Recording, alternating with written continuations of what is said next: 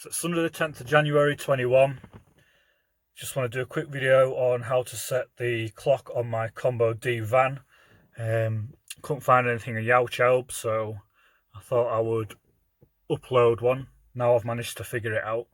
So this is a 2013 model van. It'll do 2013 and on at the moment. So there's a button on the end of the stalk there, trip button, that'll take you through the different screens. So you want to be on this screen here. Then you've got some buttons in the centre there.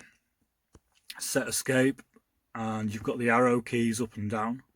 So you just want to press that once and it'll come onto that screen.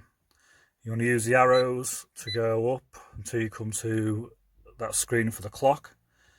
Then you want to be pressing the set escape button again, and it'll flash the hour, flash your hours.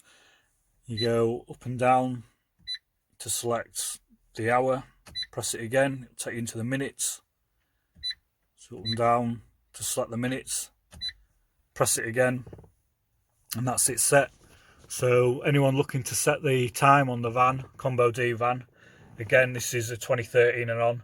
I hope this video helps. Thanks for watching.